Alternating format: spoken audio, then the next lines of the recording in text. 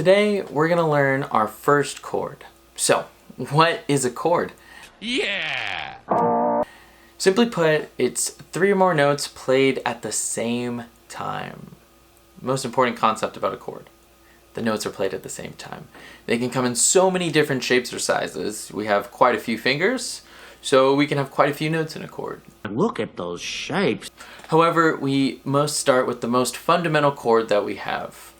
The technical term is a triad. Prefix, tri, means 3. Suffix, ad, means note. 3 note.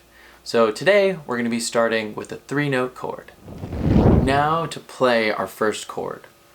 So I want you to find that middle C position that we used for our previous exercises.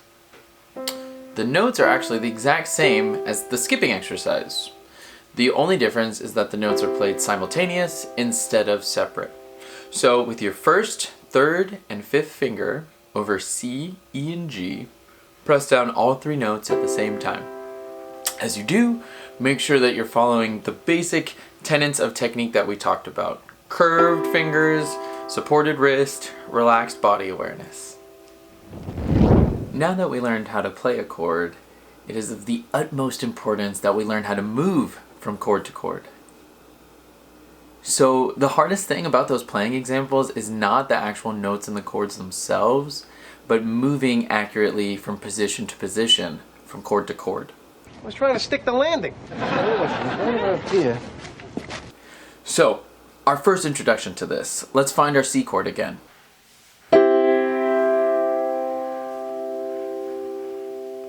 Okay, so we play our C major chord. Now we're going to move our entire hand position to D.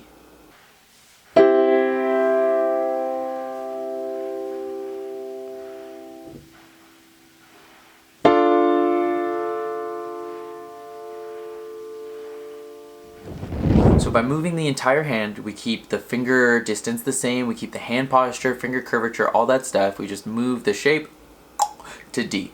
Now your first, third, and fifth fingers are over D, F, and A. Play all 3 at the same time. Then you're going to move the position again to E, play all 3, to F, to G, all the way up to C. Then you're going to do the same thing going back down again. And when you get good at that, you're going to try it again, but with your left hand.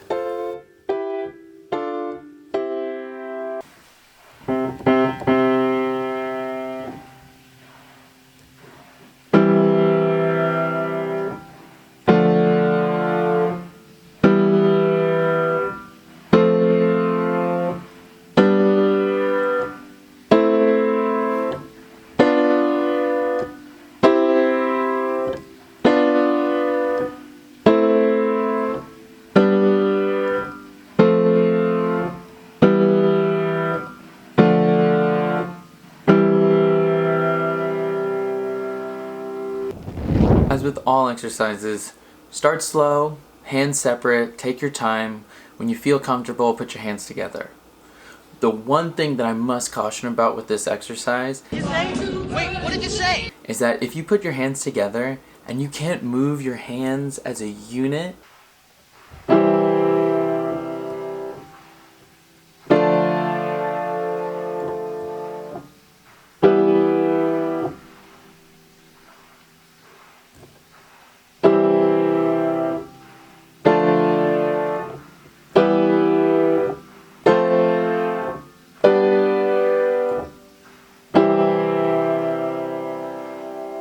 from position to position, you have to go back to hand separate. So many times students will move one hand and then the other, and this drills terrible motor technique and makes it very hard to syncopate your motion and your movement later.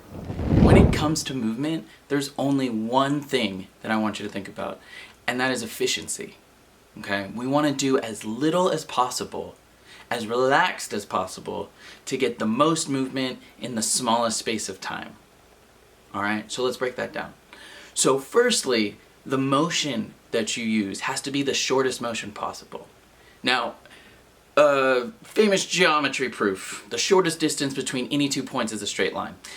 This is very true. However, the piano is a 3-dimensional structure, so we want to make the smallest of arcs as we move a hand across the keyboard, or else we're just going to run into the black keys as we play.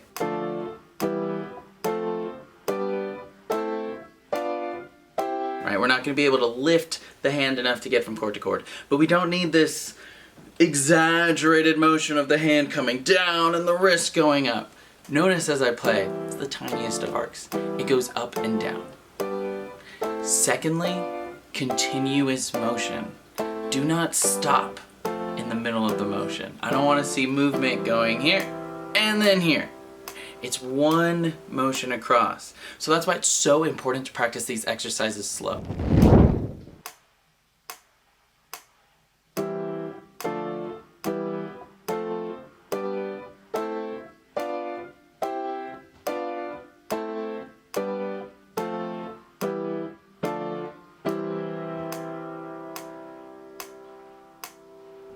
Don't forget, like, comment, subscribe. Let me know what you think. I want to get better at this. So if you're using it and you have any comments, questions, or concerns, please let me know. Looking forward to making more of these. Stay powerful, y'all.